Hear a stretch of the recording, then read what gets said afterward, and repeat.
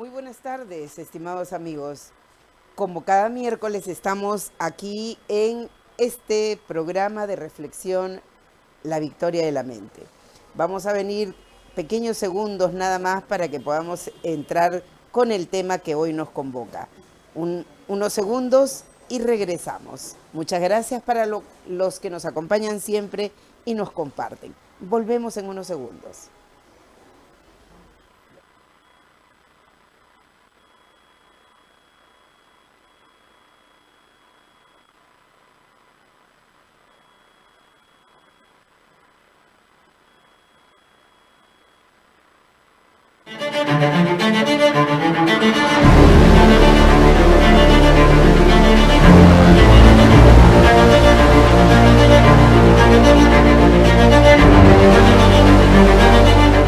Si tienes una denuncia, un destape, una crítica y de lo que sucede en todo el Perú y el mundo, envíanos tus videos y fotos a nuestro WhatsApp 964-582-611 y lo publicaremos. Somos un medio que comparte información. Somos Global Studio TV.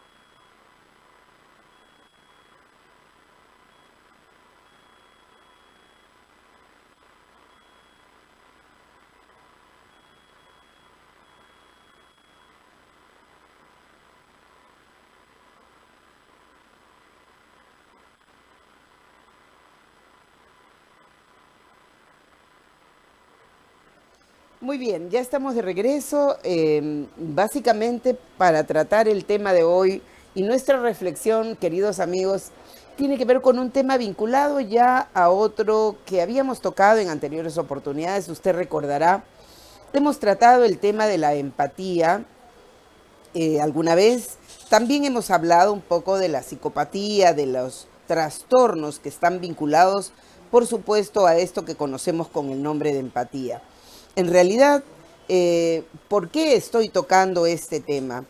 Desde una mirada un poco más reflexiva y desde, por supuesto, la participación de nuestro comportamiento cerebral. Nos interesa mucho cómo se puede proteger la salud mental de los peruanos fundamentalmente y de los seres humanos en general. Nos preocupa cómo podemos hacer, qué podemos hacer para participar en ese proceso de salud, de recuperación de la salud mental que ya bastante tiempo está afectándonos y no estamos recibiendo ninguna respuesta de protección de parte del Estado. Para nosotros es fundamental e importante, queridos amigos, que podamos trabajar algunos temas vinculados a esto que conocemos con el nombre de empatía. ¿Recuerdan ustedes, para hablar de la ausencia de la empatía, vamos a recordar un poquito a qué nos referimos cuando hablamos de empatía? Hablamos de empatía a la capacidad, a la habilidad que tenemos todos los seres humanos para identificarnos con el otro, para ponernos en el lugar del otro. Esa capacidad que tenemos desde la función cerebral, no solo desde la voluntad, también de la función cerebral. También nuestro cerebro neurobiológicamente, neurofisiológicamente, está habilitado para intervenir en ese proceso empático. Entonces, estimados amigos, esa capacidad, esa habilidad particular que tenemos todos los seres humanos para ponernos en el lugar del otro, se llama empatía. Pero esta empatía es obviamente una habilidad básica que tiene el ser humano, que tiene, por supuesto, un vínculo estrecho con una particular estructura celular en nuestro cerebro. Y son precisamente las neuronas espejo, que son celulitas que van a estar a disposición para activar cuando ellos reciben, cuando recepcionan, cuando cotejan alguna emoción, están listas para comunicarse entre sí y por supuesto para responder. Esta empatía tiene una relación estrecha con, por ejemplo, respetar al otro, respetar las libertades del otro, respetar los derechos del otro, respetar las necesidades del otro. Yo puedo exigir mis derechos, el cumplimiento, el respeto de mis derechos, pero debo hacerlo considerando que mi obligación también en contraparte es respetar los derechos y las libertades del otro, ¿verdad? O solo debo considerar el mío, primero yo, segundo yo, tercero yo. Bueno, cuando un cerebro está sano, está saludable, responde, sus neuronas espejo responden saludablemente, por lo tanto sabe, reconoce, contiene, procesa adecuadamente sus limitaciones, sus límites. Dice, bueno, hasta aquí debo intervenir y a partir de aquí ya no, porque no me corresponde, no es correcto, no está bien, transgredo otras reglas, mis derechos terminan, decimos siempre, donde empiezan los derechos ajenos, ¿verdad? Mis derechos no invaden el derecho del otro. Mis derechos terminan donde empiezan los derechos del otro. Entonces, entendiendo que la empatía tiene, por cierto, un poquitín de subjetividad respecto a lo que miro, respecto a lo que observo, respecto a qué lente voy a usar cuando miro determinadas cosas. Por ejemplo, yo les comparto una experiencia propia. En alguna oportunidad escuché de un amigo que me decía, yo no le doy limosna a nadie porque para mí hay mucha gente que de repente son los que están en las calles pidiendo limosna y a muchos de ellos se engañan. Muchos de ellos usan eso para, en fin, bueno, mil razones. Entonces yo por eso no le doy nada a nadie. Me decía a modo de explicación porque yo le había alcanzado unas monedas a alguien que estaba en la esquina. Entonces, cuando él me dice eso, yo me quedo pensando y le digo, sí, pues ciertamente puede que nos estén engañando. Pero en esa disquisición ética que a veces uno tiene en una reflexión interna, yo decía lo siguiente, bueno, aquí hay dos posibilidades. O que la persona me esté mintiendo y me esté intentando sacar plata como a muchos, o en realidad no me mienta y en realidad necesite el dinero para el propósito que nos está comentando. Esas son las dos posibilidades, o que me mienta o que no me mienta, ¿verdad? Y en cuyo caso yo decía, en este ejercicio mental propio, yo decía, bueno, si me está mintiendo, en realidad yo estoy perdiendo los 2 soles que le di. Y si no me miente y en realidad necesita, pues mis 2 soles serán pues una gotita de arena para contribuir a la solución de sus problemas. Y si eso en realidad no es para mí una grave dificultad, obviamente, ¿por qué no podría arriesgarme a perder los 2 soles si en cambio puedo tener la posibilidad de aligerarle un poco el problema a esta familia que representa a esta persona? Pensando un poco así, es que bueno, pensando en esos riesgos, siempre que tengo la oportunidad lo hago, aún a riesgo de que me estén engañando, aún a riesgo de que de repente algún vivales esté aprovechando de la bonomía, de la generosidad, en fin, de la gente. Esta reflexión interior propia parte, por supuesto, de mi escala valorativa, parte de mi comprensión para analizar las prioridades, parte de mi evaluación para reconocer qué es más importante, qué no lo es, para discriminar qué es una prioridad y qué no es una prioridad para mí, ¿cierto? Entonces, cada quien actuará dependiendo de esa escala valorativa, considerando cuáles son sus prioridades. Si yo les digo que efectivamente esta mirada del otro parte de una comprensión subjetiva, sí es cierto, hay una porción subjetiva en mi examen de lo que pasa alrededor, de lo que actúa el otro, hay una porción subjetiva, ciertamente. Hay una manera de interpretar el contexto, una manera de interpretar la circunstancia.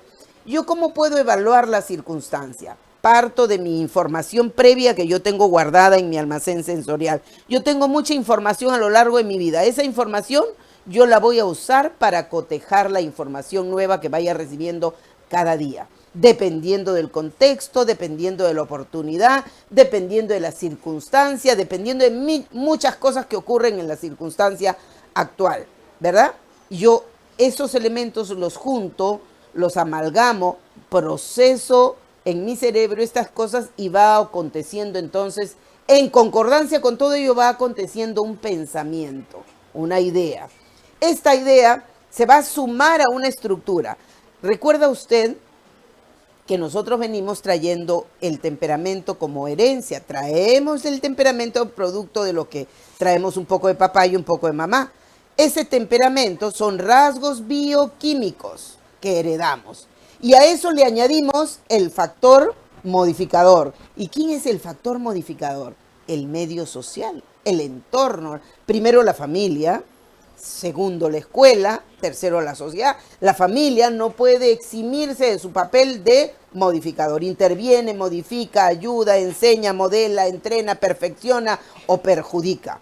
Esa personalidad que va a ser el producto final después de haber pulido ese temperamento y convertido finalmente en carácter, yo le agrego todo lo que he aprendido a lo largo de mi vida, mi cultura, mi experiencia, mis aprendizajes, todo eso yo lo incorporo.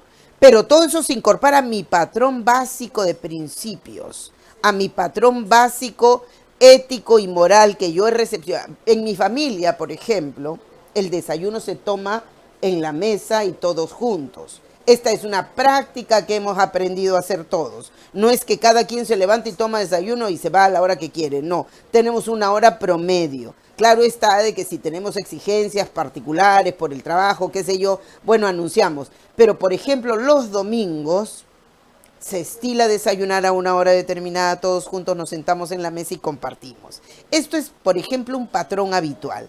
Así como este patrón habitual, hay otros muchos que van a formar parte de una mirada contextual, pero de una mirada cultural de cómo me he desarrollado. Estas características particulares que corresponden a la idiosincrasia van a también teñir de alguna manera nuestras prácticas, nuestra manera de mirar el mundo y lo que acontece. Entonces, ¿cómo se relaciona esto con la empatía? Si, por ejemplo, he vivido a lo largo de mi vida, si tuviera 20 años, ¿no? Yo tengo un poquitín más que 20 años nomás, pero imaginemos que a lo largo de mis 20 años yo he vivido teniendo ciertas prácticas habituales de violencia, de agresividad, de enfrentamiento, de faltamiento de respeto, de yo hago lo que me da la gana y tú también, en fin. Entonces, yo tengo una manera de mirar las cosas. ¿Será esa manera de mirar las cosas la que me acompañe probablemente en mi nuevo hogar, en mi matrimonio? Yo llevaré ahí las prácticas que me son comunes, que me son propias, las que yo he aprendido y las que yo he compartido a lo largo de esos mis 20 años, ¿verdad? ¿De dónde sacaría lo demás? Tengo que sacarlo de mi experiencia. Y a eso le sumo mis patrones habituales, mis conductas, mis costumbres. Muy bien. Entonces, si tenemos en cuenta la subjetividad, tenemos en cuenta el contexto, la circunstancia, tenemos en cuenta mi personalidad, mi idiosincrasia, mis patrones habituales, con todo esto voy a responder frente al mundo. Y a pesar de eso, incluso, con todo esto y a pesar de eso, puedo presentar una conducta con empatía. Obviamente, la empatía no es un producto psicológico nomás. es un producto también mental, que tiene que ver porque involucra al cerebro y a algunos aspectos del funcionamiento cerebral. Fundamentalmente, por ejemplo, la corteza prefrontal ventromedial va a tener una intervención interesante en la empatía, pues está vinculada a la respuesta de las neuronitas espejo, que como ustedes saben, son las células que se van a activar que van a intervenir cuando hay una respuesta emocional.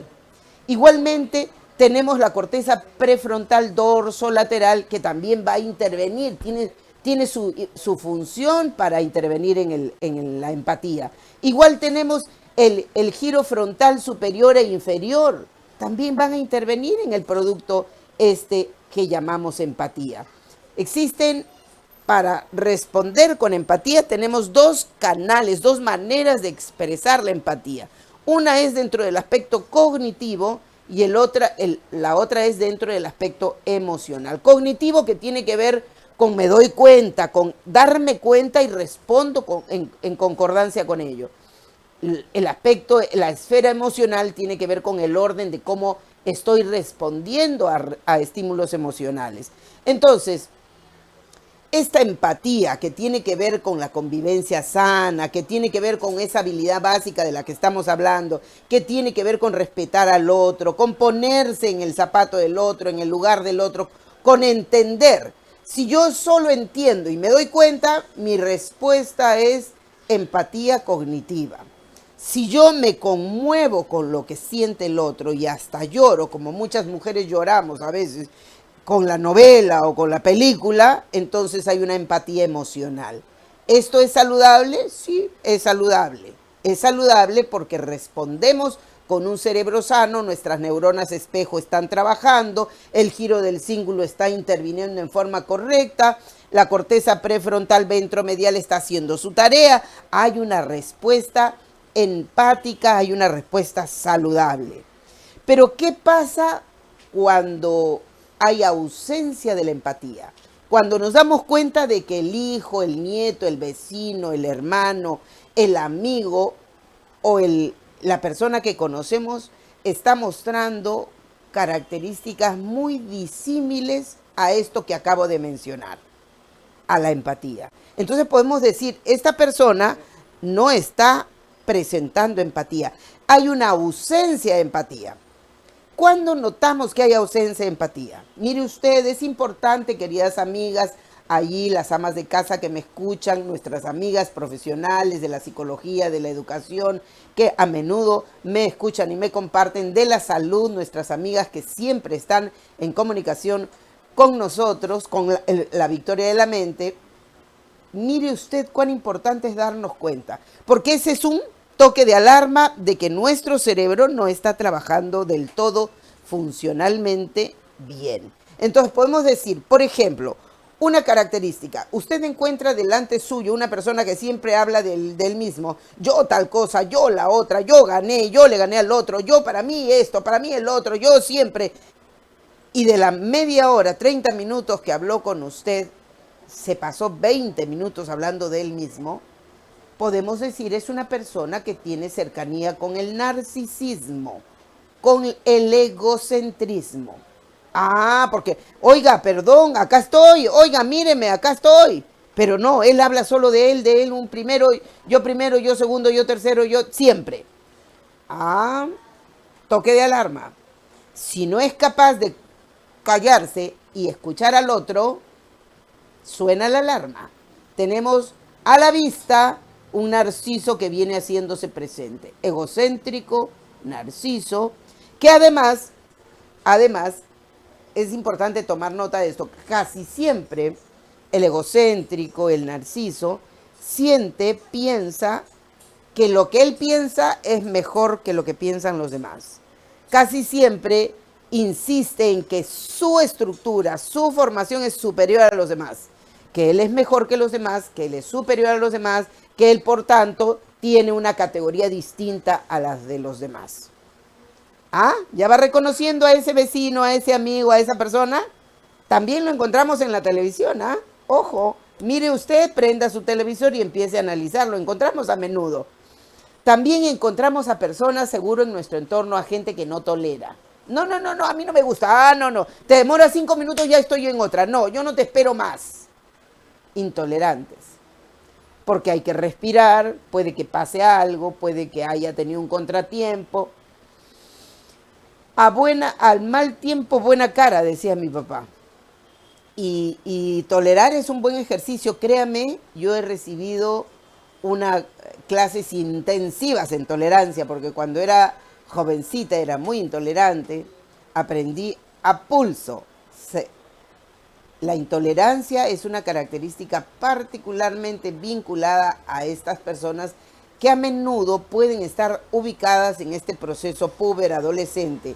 Quiero ahorita, no, yo no puedo esperar, no. Intolerancia, ¿ya? Tenemos a personas que siempre están mirando a sí mismo. Quiero esto, yo quiero el otro. No, mamá, ¿me puedes comprar? No, yo quiero. Hijita, no puedes, te hace daño. No, pero yo quiero. ¿Quién le ha dicho a las personas que uno tiene que recibir solo lo que quiere?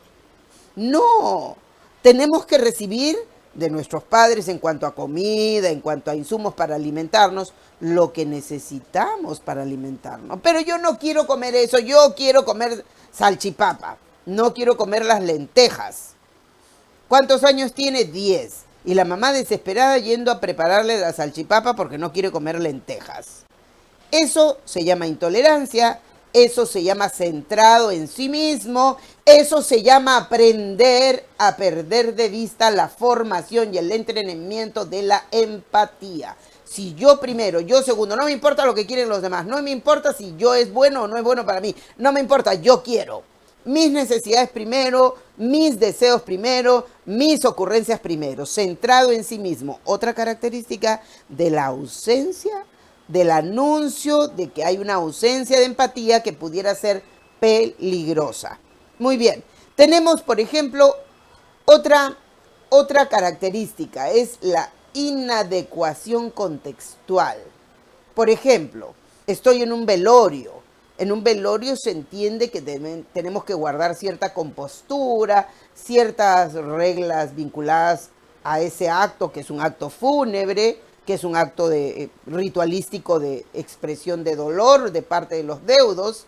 Imposible que yo venga con mi radio vestida de rojo y que venga con mi radio escuchando mi reggaetón y me ponga a bailar en medio del duelo de los deudos, o me ponga a bailar pues en medio del velorio, ¿verdad? ¿Eso qué reflejaría? Una pérdida de contacto con la realidad, una desconexión, una inadecuación acerca del contexto. No tengo tacto. O estoy en una celebración del cumpleaños de un amigo y todos los 20 tipos reunidos ahí, que estamos reunidos para celebrar el cumpleaños del amigo. Y todos hablan, como es común, como es ritualístico en nuestro medio, en América Latina. Nos reunimos y cada uno habla, sí, que Mario, que tú eres una gran persona, mira, me celebro que seas mi amigo. El otro dice, sí, un intelectual muy inteligente, te deseo éxito. El otro, cada uno habla. Y a uno se le ocurre decir, sí, bueno, Mario, estoy acá pues para celebrar tu cumpleaños, como patas que somos, pero nunca me voy a olvidar esa infeliz acción que hiciste conmigo, ¿ah? Nunca me voy a olvidar que me hiciste esto y me hiciste una trampa y me quitaste a la noche. Jamás me voy a olvidar. ¿Cómo se llama eso? No tener tacto. No tener tacto. Si ya pasó, bueno, debí decirlo en su momento. Y si no lo dije en su momento, pues me callo la boca porque ya para qué. Es inoportuno, es completamente inútil, y menos esperar el momento del cumpleaños para ir y decírselo, sin tacto. Y así podemos mencionar miles de ejemplos que ustedes seguramente los tienen allí en su vivencia cotidiana. Sin tacto, sin adecuación contextual, no me ubico en el medio, ¿verdad? No me ubico en el entorno. Me presento con short y me voy a una boda. Oye, me voy a una boda, me han invitado. No me importa. He salido de la playa, me voy con mis chanclas y me voy con mi short y mi traje de baño. Inadecuación al contexto. Y así podemos hablar del discurso, de la intervención. Bueno, también podemos hablar de los estereotipos. Estas son características de cuando hay ausencia de empatía, queridos amigos. Estereotipos. Por ejemplo, el uso de etiquetas. Ay, no, es la gordita. Ojo para los que me dicen gordita, acá estoy. Ay, es que la gordita, la doctora gordita. No, no se llama la doctora gordita, se llama Victoria, a secas. No hay que usar etiquetas. Si yo empatizo con el otro, tengo que usar adecuadamente el lenguaje. No, la morenita de allá. La morenita no. La morenita tiene nombre. Y particularmente yo preferiría, en vez que me digan morenita con un falsa,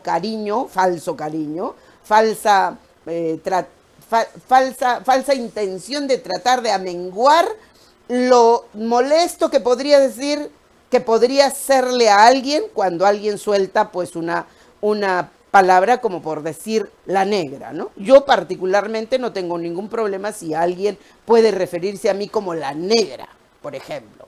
Podría resultarme a mí más cómodo que se refiriesen a mí como la morenita. En general las etiquetas, por cualquiera sea, peor si se trata de etiquetas vinculadas a la estructura estética, que no tendría por qué ser, pero ocurre. Peor si se dan cuenta, por ejemplo, el narizón. Hoy el narizón, pues le cuadra el narizón. Yo no sé qué significaría narizón para uno y qué no es narizón para otros, ¿cierto? Entonces, el estereotipo, el prejuicio puede significar realmente una manera de mirar al otro por debajo, como inferior. Y entonces podría estar vinculado a la ausencia de empatía. Antes de hablar, antes de etiquetar, antes de ponerle sobrenombres a las personas, piense un poco en cómo se sentirá esa persona a la que usted alude. Ausencia de empatía, tal vez, si es que usted está acostumbrado a eso. Ahora bien, las personas con ausencia de empatía, indudablemente, solo alcanzan a tener relaciones superficiales. Es decir, nunca pueden desarrollar relaciones profundas. No alcanzan a desarrollar esa relación romántica de amor que los lleva hasta el altar, hasta comprometerse con alguien. Bueno, no necesariamente al altar, pero hasta comprometerse, digamos, ¿no? En un acto de compromiso formal, civil. No, esas personas no. Son los que comúnmente conocemos como pica y zafa. Ah, sí, por hoy no más. Amigos salientes. ¿Cuántos hay ahora? Amigos salientes. Tu saliente, sí. Sí, amigos cariñosos. Ya, esos amigos cariñosos que construyen relaciones superficiales, muchos de ellos, según sus costumbres, probablemente hay ausencia de empatía. No les importa si la chica se enganchó. A menudo las chicas que dicen, no, yo también soy igual, nos hemos puesto de acuerdo. No, eso es mentira. Eso es nada más que bluff desde las mujeres. ¿Para qué? Para quedar bien con su grupito. De a mí, mira, yo también soy moderna, mira, yo también tengo 3, 4. Yo también me levanté a uno en el primer mes, a otro en el segundo mes. Ese finta, porque las mujeres son emocionales. ¿Me escuchan las chicas? ¿Ahí me escuchan? Las mujeres somos emocionales, no hagan eso. Lo único que hacen es teñir su historia de nombres que no sirven. Nombres que no sirven. Mario Pérez, Juan Luis X, no llene su historia de nombres que no sirven. Esas relaciones superficiales están hechas con hombres que a menudo no sienten, no se comprometen, no se involucran, no se enamoran, no tienen relaciones profundas, no la van a defender. Me oyó, no la van a hacer quedar bien. A la primera de bastos le caen soltando todo lo que hizo, lo que no hizo, lo que quiso hacer y no pudo, también. No crean, no, es que estábamos ahí, de repente él no, ni crea, lo va a contar todito. Así que todo lo que hagas, mi querida amiga, que tienes 15, 17, 19, 20, 23 años, todo lo que hagas, hazlo sabiendo que lo van a contar. Después no te quejes, ¿correcto? Muy bien. Estas relaciones superficiales significan que difícilmente ese hombre se compromete, salvo que los frijoles estén a nombre de la señora, pues, ¿no? Si me refiero, por ejemplo, si el fulano fuera un varón y los frijoles están a nombre de la señora, entonces sí se puede casar para descasarse rápidamente. Puede haber a la inversa también, por supuesto, seguro hay mujeres que están involucradas en esto, pero porque hay un trastorno. Probablemente hay un trastorno allí que tendrá que ver que cursa la lexitimia, en fin, ya son casos individuales porque las mujeres predominantemente trabajan con su cerebro límbico. Recuerden que las mujeres somos esencialmente emocionales. Tenemos también, por ejemplo, la mente distorsionada. A veces ocurre que tenemos una estructura mental distinta. Nosotros pensamos de esta manera y creemos que los demás piensan también así. Y de pronto nos sorprendemos. A veces estas personas creen que nosotros pensamos igual y se sorprenden cuando se dan cuenta que no pensamos igual. Esto, por ejemplo, ya está revelando un factor no solo de carácter, digamos, psicológico, sino tal vez del origen del neurodesarrollo. Por ejemplo, los que componen dentro del espectro autista a menudo pueden presentar esta característica porque no se percatan que el otro no piensa igual, no saben distinguir. Yo tengo una manera de pensar y pienso que el otro también lo piensa. Cuando me doy cuenta, eso me puede confundir un poco. Esta característica de no saber distinguir cómo entiende las cosas el otro. En este caso, por ejemplo, los que forman parte del espectro autista podrían tener esta característica muy cercana. Igual que, y esto es importante porque hay mucha gente que habla sobre el tema, he escuchado incluso a gente vinculada al ejercicio de la psicología, por ejemplo, a hablar del sentido de la importancia de darse cuenta y a veces, por ejemplo, si yo cometo una infracción, cometo un error y a causa de mi infracción, de mi error, yo ocasiono un daño emocional, psicológico, le ocasiono sufrimiento a alguien. Si yo me doy cuenta, tengo una, digamos, recepción o cognitivamente, me doy cuenta que le he afectado, que le he hecho sentir mal. ¿Qué es lo correcto? Que me disculpe, ¿verdad? Lo correcto es que me disculpe y que lo corrija. Entonces, si hay remordimiento, digo, no, qué mal hice, no debí decirle esto, no debí hacer esto. Entonces tengo una expresión de remordimiento que es saludable y puedo retrotraerme y puedo disculparme respecto a eso. Pero si no me llega altamente, ya que se le pase, yo no tengo ningún remordimiento porque me han dicho que yo no debo tener nada de remordimiento. Si yo aprendo a desarrollar y a comportarme y a manejar mis relaciones interpersonales sin darme cuenta desde el punto de vista cognitivo, sin retroceder desde el punto de vista emocional, créame, entonces estoy mostrando una actitud ausente de empatía. Y eso puede revelar una fragilidad o un desorden en el que al que estoy dirigiéndome sin que nadie se dé cuenta. Entonces, y si además de todo esto, yo uso a las personas, oye fulanito, ven, anda tú haciéndome esto. Oye fulanita, ven, por favor, anda haciéndome esto. Y termino sin darme cuenta o sin que los demás se den cuenta usando a las personas, a menudo estoy teniendo, por supuesto, una conducta utilitaria. Y esa conducta utilitaria llega incluso al punto de cosificar a las personas cuando ya hablamos, por ejemplo, de procesos que están amenazando con una psicopatía. Si a eso le sumamos conductas agresivas, violentas, verbales, psicológicas o físicas, entonces podemos estar orientando nuestro repertorio de conductas a esa psicopatía. Y esto revelaría una grave dificultad a la que nuestra sociedad, queridos amigos, no está exenta. De ninguna manera. Estamos muy cerquita y tenemos mucha gente en el escenario de la política. Ojo, queridos amigos, en el escenario de la política tenemos ahí cantidades de psicópatas. Psicópatas que están fungiendo como líderes políticos y que probablemente amenacen con postular. Estamos en tiempos cercanos a la convocatoria de elecciones, a pesar de que no se ha hecho el adelanto que grandes cantidades de peruanos hubiéramos querido. Sin embargo, hay adelanto de elecciones de todas maneras.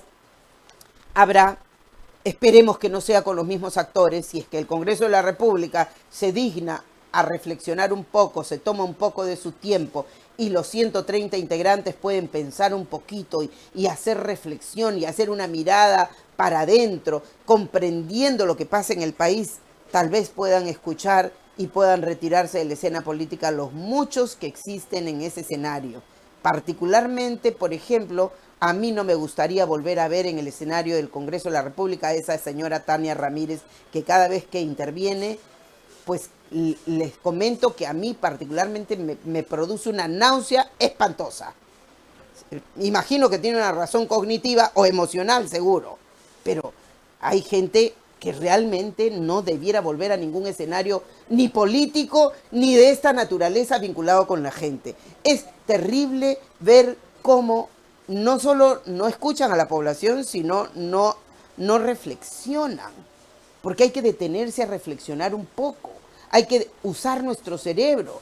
El cerebro tiene una amígdala cerebral, que es donde se preparan las emociones, tiene el hipocampo, que es el que nos da los datos, pero tiene el giro del cíngulo que nos da la información emocional y nos dice, oye, ¿te acuerdas de lo que pasó esta vez? ¿A ti no te gustó? Pues yo lo tengo muy clarito, ya sé, ya recuerdo a quién no me gustó y a quién le muestra desde el fondo de mis emociones mi total repulsa.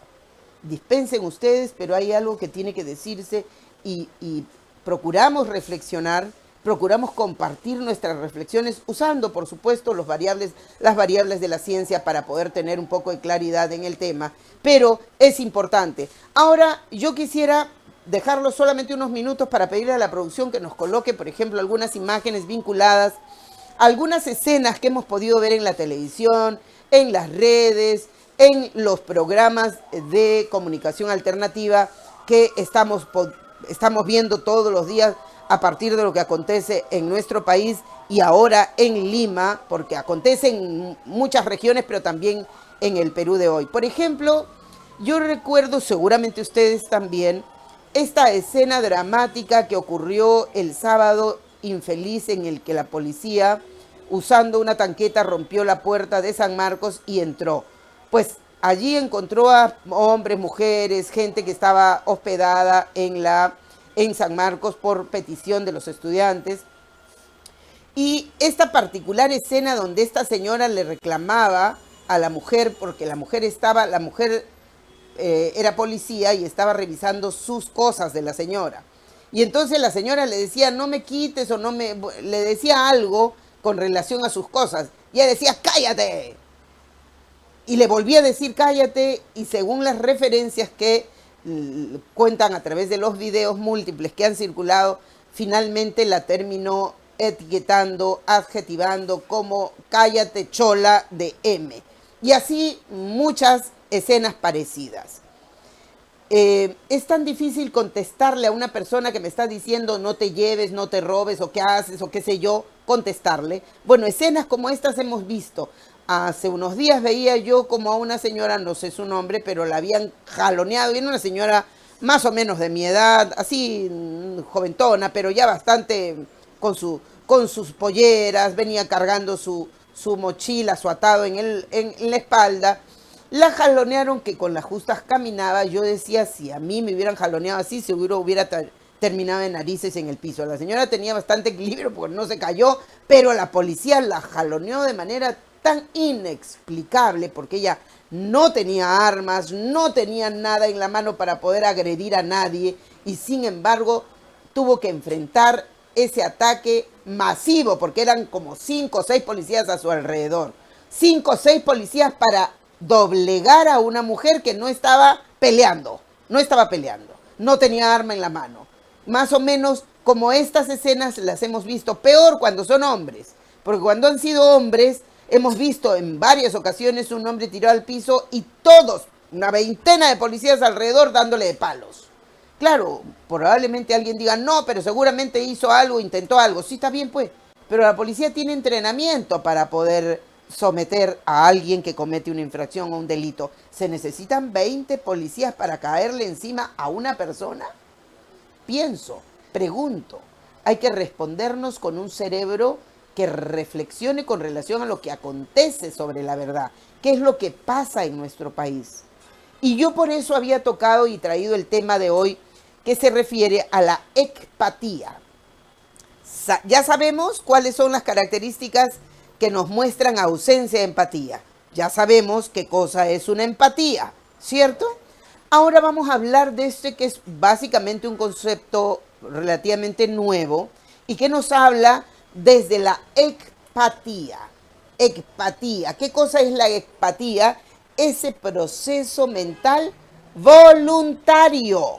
Voluntario, donde hay exclusión de sentimientos, exclusión de pensamientos, exclusión de motivaciones en relación con lo que estamos viendo. Es decir, me eximo de sentir, me da pena, pero no quiero tener pena, yo me eximo de sentir. Me entreno para no sentir emoción alguna respecto de lo que acontece a mi alrededor. Esta empatía, que es un proceso mental voluntario, que obviamente no es que lo entrenemos de manera individual. Es un poco complicado. Si la empatía, que es natural, que responde al cerebro de manera fisiológica, no se desarrolla saludablemente si no tenemos referentes, si no tenemos una experiencia que en ese cotejo me permita entonces desarrollar y potenciar esa empatía, a veces esa empatía puede resultar siendo frágil. ¿Qué pasa entonces con la empatía? Esta empatía, ¿es buena o es mala? ¿Sirve o no sirve? Sí, claro que sí, es saludable porque evita que seamos manipulados. Evita. Yo les cuento, por ejemplo, una experiencia personal. Fui a no voy a mencionar el pueblo, este pueblo joven, un asentamiento humano hace ya varios años, porque había acontecido, bueno, estaba yo invitada para hablar en el centro comunal y estábamos hablando sobre temas de violencia, en fin. Cuando a la mitad de mi intervención llega una turba, un grupo de gente, como 5 personas corriendo a la sala comunal para decirnos que estaba produciéndose un incendio allí a unas cuadras. Y todos me interrumpen y me dicen, doctora, es que hay un incendio, ahí se está incendiando la casa de fulano y que no sé cuánto. Entonces la gente salió en estampida, unos a ayudar, otros a mirar. Entonces yo me quedé como en shock primero y luego coordiné con los dirigentes y les dije, bueno, habrá que movernos para poder buscar las ayudas. Creo que podemos suspender, lo reanudamos, en fin, ya. Entonces nos movilizamos todos al lugar de los hechos. Y por cierto, había la gente, ya hicieron los contactos con los bomberos, con la policía, en fin, para que se movilicen las ayudas. Y yo regresé, después de un poco de tiempo, regresé al lugar donde habíamos estado para coordinar una suerte de ayuda más orgánica, más organizada con la gente y los líderes de la zona. Entonces, mientras yo decía, bueno, van a organizarse ustedes de esta manera, sería bueno saber qué cosa es lo que ha perdido el señor que habitaba la casa esa y ver de alguna manera, con el conocimiento que ustedes recojan, ver cómo hacer de repente para que una acción comunal pueda ayudarlo de manera inmediata y llamar, por supuesto, para que esto lo coteje adecuadamente las autoridades. Y en esta persuasión en la que me encontraba, ya yo había hecho coordinaciones previas con los dirigentes directamente. Alguien me llama y me dice, doctorita, ven para darle un poquito de agua, y me llama hacia la zona interior, detrás de una pared. Entonces yo preocupada pensé que me iban a compartir algo nuevo y la señora me dice, ay doctorita, discúlpeme que yo le interrumpe, pero yo la conozco a usted, siempre viene y yo quisiera decirle una cosa. Aquí estamos solas, nadie nos escucha. No le crea, doctora, ese incendio es mentira. Cada vez que viene alguien así como usted, ellos aprovechan para incendiar. En esa casa no vivía nadie, eso estaba vacío, ahí tenían cosas viejas, colchones viejos. Han prendido fuego porque eso les sirve. Todas esas personas son los vinculados a los traficantes de tierras. Entonces queman y luego la gente viene, trae ayuda, camas, cocina, esto, el otro, y eso es para beneficio de los traficantes o gente que quiere aprovechar. Por eso yo le digo a usted, porque yo sé cómo es. Entonces yo le dije, mira, las cosas suceden siempre y las personas se van comportando en concordancia con las cosas que suceden. Lo que tú me dices no me sorprende. Habían cosas que yo había notado y por eso es que en ese momento yo no me ofrecía a dar esto y a dar aquello. porque les decía, recojan información y luego con eso vamos a resolverlo. ¿Vio? Esto, por ejemplo, ¿cómo se llama? Manipulación. ¿Manipulación de qué? De las emociones. Este acto manipulativo es propio de los psicópatas. Propio de los psicópatas. El psicópata hace finta, engaña, hace todo el teatro que pueden ser capaces de hacer para manipular y movilizar emociones. Eso es perfectamente posible. Entonces, la empatía, que es esta capacidad, este proceso mental voluntario, entrenado, se da cuenta de esto. Se da cuenta y no se deja manipular.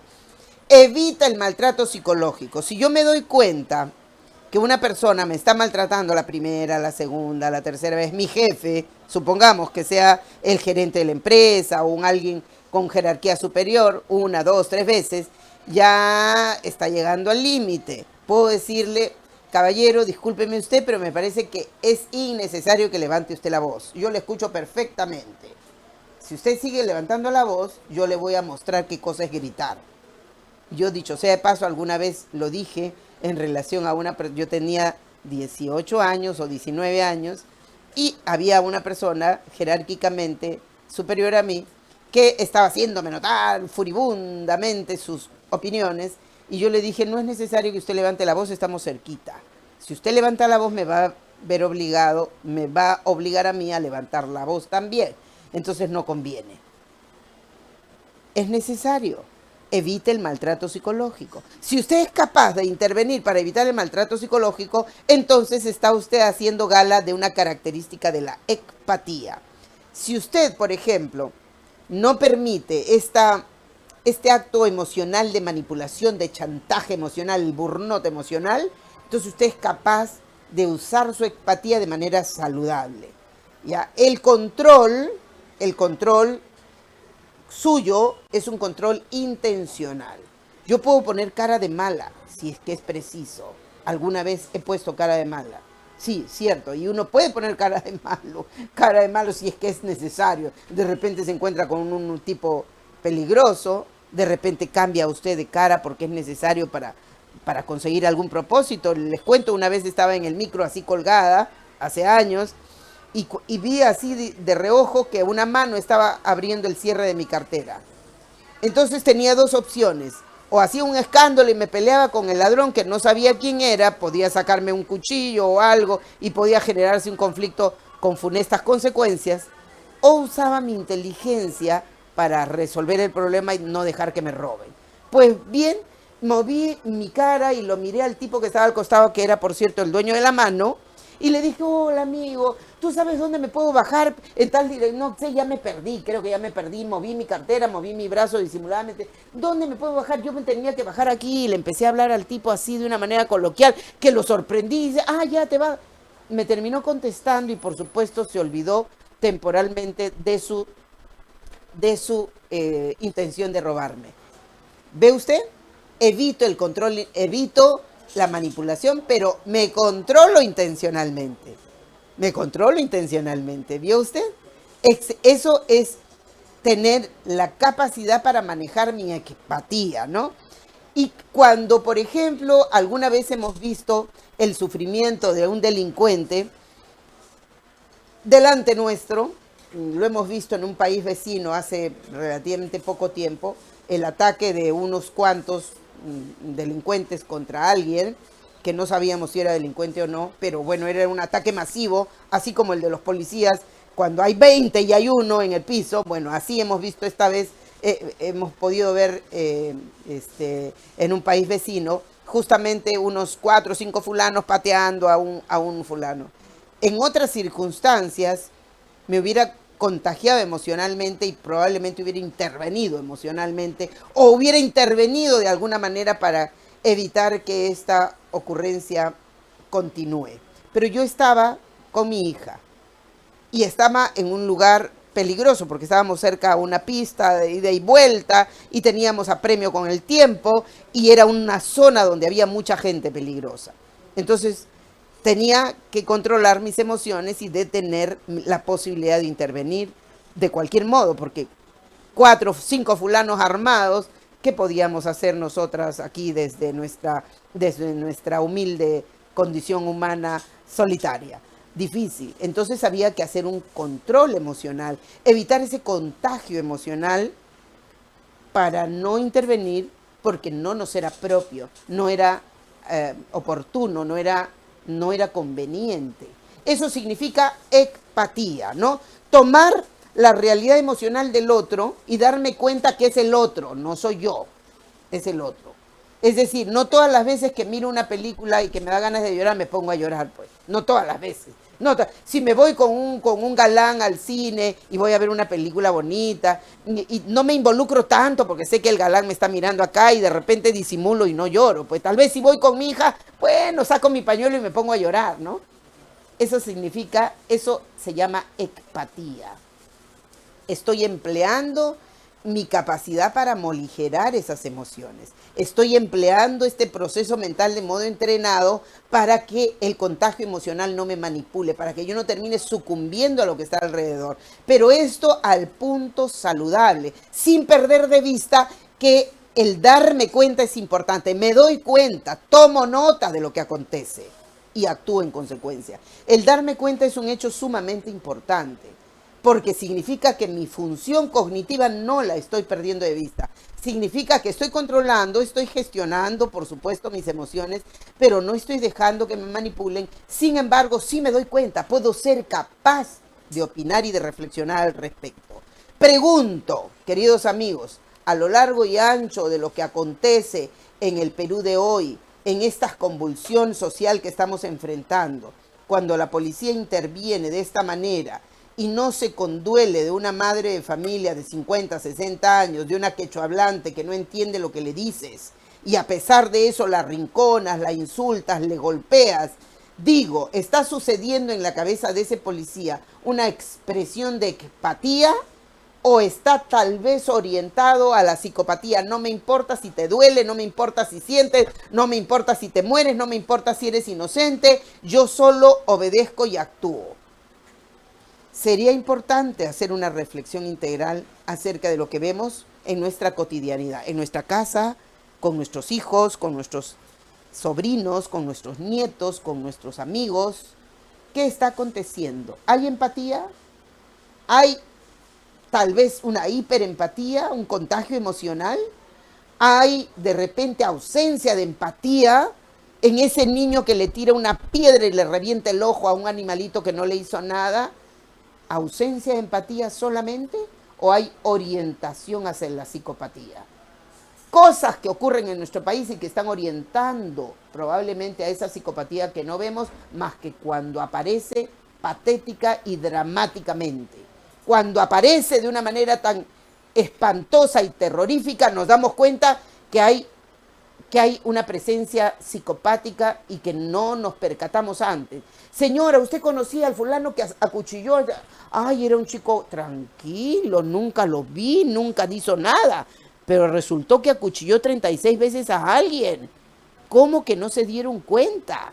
¿Cómo que la mamá, el papá, los hermanos, los parientes no se dieron cuenta? No, señor. Sí se puede percibir a ese psicópata, se puede percibir, solo que no somos observadores. Pues aquí tiene usted material, queridos amigos, para darnos cuenta, para observar, para identificar, para poner el dedo en la llaga tal vez, para expresar nuestro cuidado y para mostrarnos siempre cuidadosos de nuestra vida y de nuestra salud mental. Queridos amigos, espero que el tema les pueda hacer reflexionar un poco y les permita encontrar esos caminos tan importantes para la salud mental que todos necesitamos, merecemos y al cual tenemos derecho. Un abrazo muy grande, volvemos con ustedes la próxima semana con algún tema interesante igual. Gracias por su compañía y por compartirnos y por comentarnos. Hasta pronto.